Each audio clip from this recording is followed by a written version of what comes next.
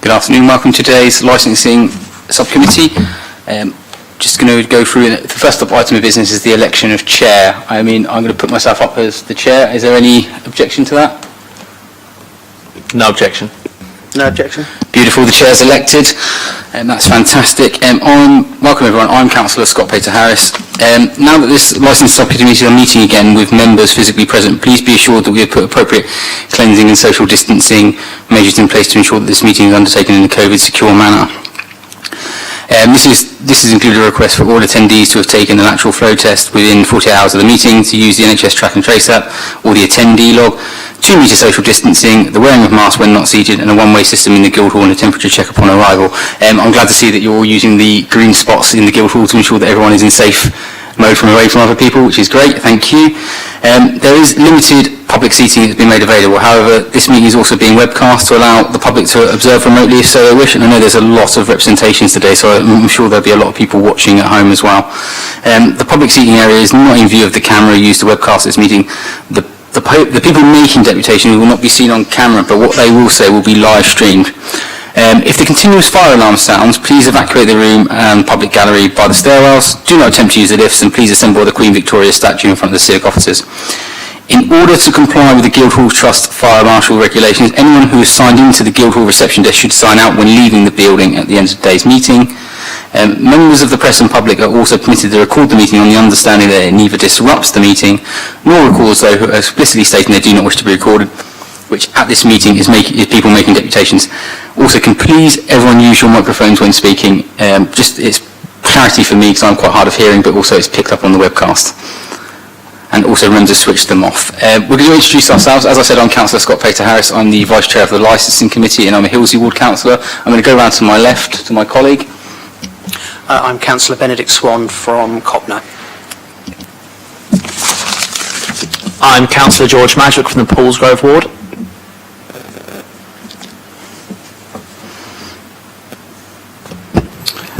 Good afternoon, my name is Ben Attrell. I'm a solicitor employed by the Council. I'll be advising the subcommittee this afternoon. Derek Stone, Principal Licensing Officer. I'm James Harris. I'm Senior Local Democracy Officer. Hello, my name is Pete Rackham, Acting Police Sergeant for Hampshire Constabulary. I'm representing the Chief Officer of Police. I'm John Walsgrove and I'm the solicitor for the licensee, and to my left is Tom, and sat behind him is his wife Sam Yemen, and my intern for the week, Mr Norris, who's just here as an observer, and also the area manager from Enterprise Inns, or Stonegate as it is now, is here. Thank you, Mr Walsgrove. That's comprehensive review, and it's nice to see that you're training someone. We will not have to see you the whole time every time there's a licensing issue. It's appreciated. It is I don't know if it's a compliment or not, to be fair, John. The applicant for the, obviously we're going to go over to the licensing officer who is going to outline the application. Just beforehand, there has been a representation that has been withdrawn, which is Councillor Kirsty Meller. I believe that she's withdrawn her representation for today's meeting, so I just ask the councillors and other parties just to ignore that. I think on Councillor Miller's behalf, I think the best way to put it is it was a good learning experience for her, and I think that she'll be mindful of sending representations to the licensing committee next time. So I'll hand over to you, please, Derek. Thank you. Good afternoon, members. This hearing is the final part of the summary review hearing for the Duke of Devonshire Public House that was commenced on the 2nd of August 2021, following the Chief Officer of Police formally submitting an application on the grounds that the premises were associated with serious crime or serious disorder, or both. You will recall that this followed 2 incidents at the premises on the 30th and 31st of July, as reported in my report, and you have had full disclosure in relation to them. Therefore, I don't think I need to add to what has already been said and what you've heard. You'll recall that on the 4th of August you held an interim steps hearing, the outcome of which was to suspend the premises licence. On the 5th of August, the premises licence holder and DPS, Mr Yemen, and his legal representative, Mr Walsgrove, addressed you seeking a reversal of the suspension and offered up a number of conditions for you to consider in order for the premises to reopen and operate under tighter control measures. One of which was the introduction of 2 SIA door staff on Friday and Saturday evenings. Acting Sergeant Rackham was supportive of this and subject to a joint visit being undertaken by police and your licensing officer on Monday the 9th of August to confirm that all the conditions were in place, the premises were allowed to reopen. A further compliance visit was undertaken on the evening of Friday the 13th of August, and the venue was fully compliant with all these conditions. Members, you'll see at the end of my report the options available to you today and which steps, if any, you may consider appropriate. When determining the summary review application, the committee must have regard to the promotion of the licensing objectives, which, as you know, are the prevention of crime and disorder, public safety, prevention of public nuisance and the protection of children from harm. You must have regard to the Licensing Act, the adopted statement of licensing policy, judgments of the High Court, which your legal advisor can give you guidance on should that become necessary, the current statutory guidance issued by the Home Secretary in accordance with Section 182 of the Act, the representations including supporting information presented by all parties, and the human rights of all parties concerned to ensure both a fair and balanced hearing. Members, the licensing authority may decide that the review does not require it to take any further steps appropriate to promote the licensing objectives, and you could do this merely by issuing an informal warning. However, if you as a licensing authority consider that action under your statutory powers is appropriate, you may take any of the following steps. And that is to modify the conditions of the premises licence. You could exclude a licence or activity from the scope of the licence. You could remove the designated premises supervisor, for example, because you consider that the problems are the result of poor management. You could suspend the licence for a period not exceeding 3 months, or you could revoke the licence. Members, I will leave it there, as you will hear in more detail from Acting Sergeant Rackham and Mr Walgrove, apart from to say that Appendix C in your bundle, there are a number of supportive representations from customers of the Duke of Dev who have expressed in their individual ways what they think of the premises, or what they think of the DPS Tom and his wife, and how they manage the venue. I'll leave it there, thank you. Thank you very much, Derek. That was a very comprehensive summary. Do we have any questions for the licensing officer? No questions from myself. Is there any questions from yourself, Mr. Walsgrove? No, absolutely not.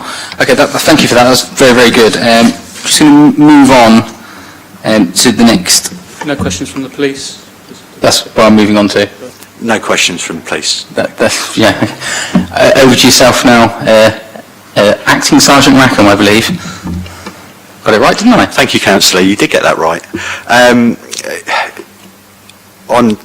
There's not a lot for us to say, ultimately, other than we did have concerns about the premises, and that appears to have been managed through the process that we've been through.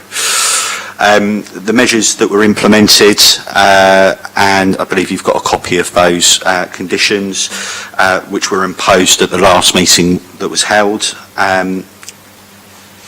were put in place. A number of visits have occurred, and the premises have been compliant with those conditions. And the feedback that we've had and the police records show that no further incidences of crime and disorder, or serious crime or serious disorder, have emanated from the premises. In our view, that has led to a reduction of risk at the premises from where we were back at the first meeting that was held, and what we would ask and request is that the committee impose the conditions with the slight tweak from Mr Walsgrove that you've got today, place that on the full licence, and the police will be happy that that will in future reduce hugely the risks that we saw.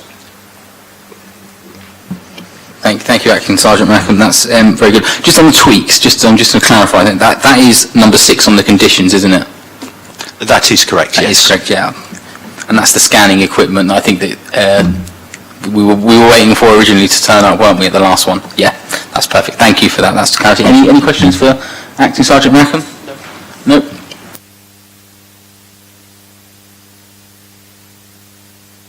Nope. Move on. Do you have any questions for Acting Sergeant Rackham? No questions, sir. Beautiful. We'll move on to yourself, Mr Walsgrove. Thank you. Obviously, we support the police contention that the conditions or the interim steps you put in place last time, as you heard, were checked on the Monday that the premises reopened, and there haven't been any issues since. And we endorse their recommendation that you now deal with the review by imposing conditions on the licence as set out. the slight tweak to that condition, I'll just explain how that came about. I'm sure you'll appreciate that this whole experience has been a salutary one for the Yemens, and that they have suffered significant financial loss due to it. And on the first weekend they opened, where the scanning is required, a number of their local customers weren't able to come in for a drink because that generation, well, I say that generation, it's my generation, so my generation don't carry around photographic ID, as do the younger generation who are used to it. And the reason that condition was suggested and agreed by us was to overcome the risk of the incident that happened on Saturday, where a group of younger people were involved in that incident. And so to ensure that Tom can continue the business of serving the local community, and you've seen many letters written in by the locals who are using this premises, we've asked that if they don't have photographic ID, Tom will make a call. If they look 40 years or over, then he can admit them, taking their name and address, so he knows who's on the premises. So I would hope this committee would think that was a fair change to allow him to run what he has done for the last 3 years, which is a community pub which the locals use. I would just finally say that you'll see from the letters of representation a number were from women, about just over a third, about 40% of the letters, and many of them have said how safe they feel in the premises.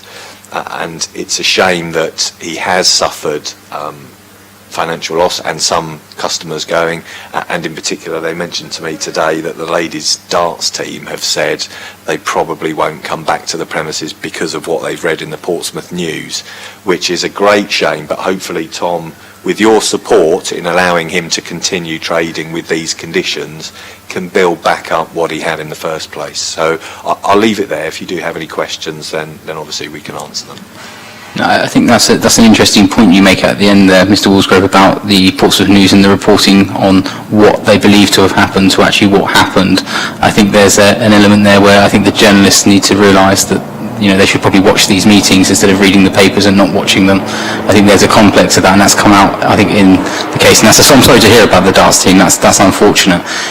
The conditions that we're talking about, I think, I'm going to go back to condition 6, because I think I've not seen one of these before, so just it's a bit of a different one that I've seen. So anyone over 40 that comes into the pub, that we're going to take their name down and their address, just so we can clarify this. They'll be asked for photographic ID, Yeah. and if they have it, it will be scanned. Yeah. If they don't have it, then the door staff will contact Tom or his wife, and they will have a discretion then to allow them to come in without Okay. ID, but they will ask for their name And and obviously address and record it. there's going to be a log kept. Just out of interest, how long do you propose to keep the log for?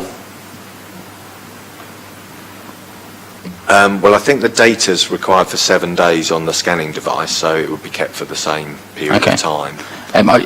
Would you have any objection if I put that into the condition, just so it tidies it up? I think it does say that in the condition. It does actually say. It does actually say that, yeah, sorry. Yeah, I think so. Name and address of that customer. I'm reading that as a scanning equipment, my In apologies. the logbook, the data from the scan all recorded in the logbook will be Apologies, stored that's fine, at yeah. least So for 7 that just for days. clarity, that's what we're doing, what you're proposing, should we say. I don't have any other questions on the conditions. I think they're much broadly what we discussed at the last meeting. Do you guys have any questions? Yeah, just one.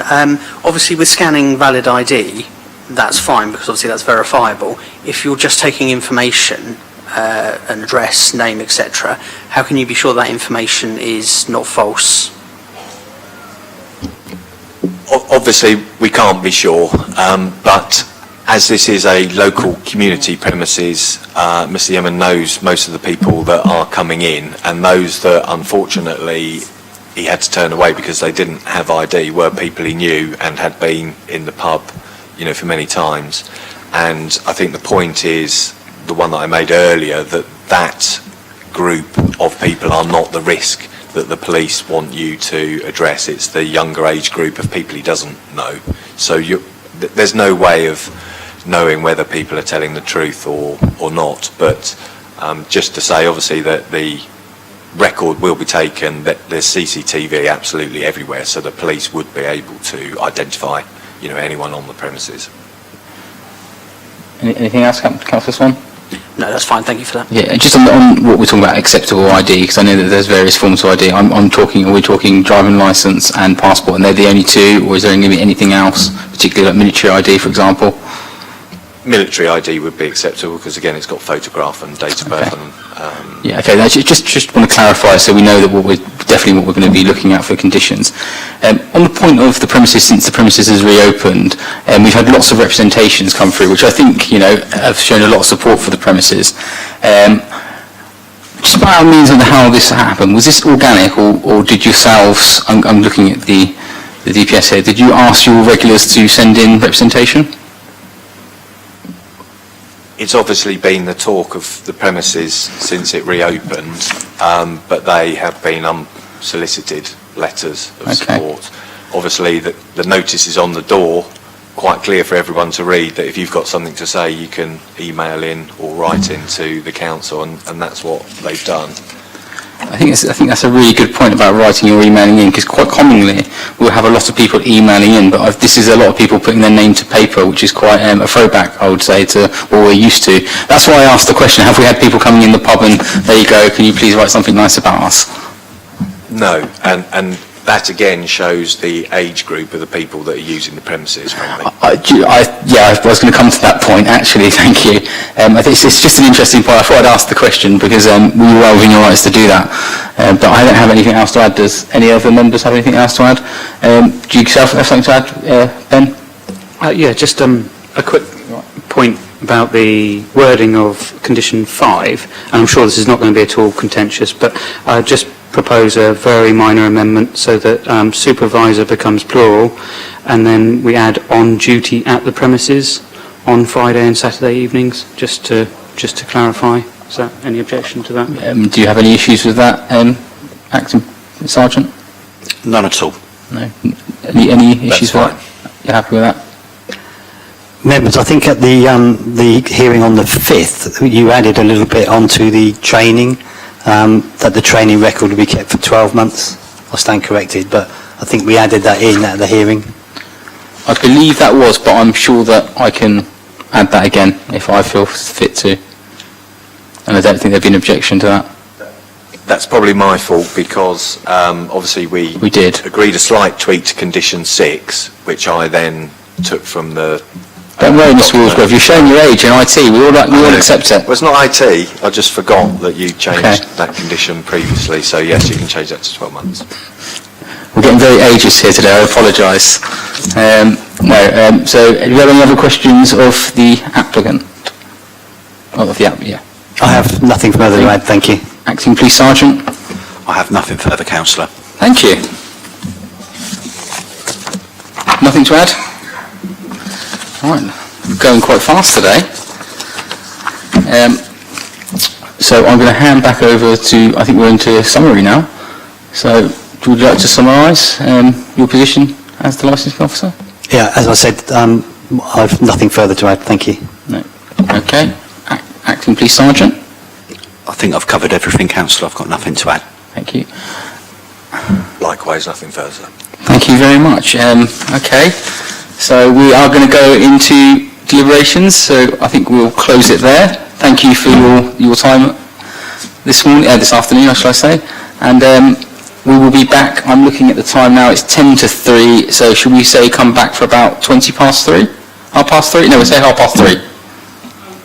Yes, I think if we say as a minimum. 3:30, that's 40 minutes to deliberate, make your decision, formulate your reasons and decision. I think half past 3 is about right, Ben. Yeah. Okay, we'll do that. So thank you for your time and I appreciate you coming.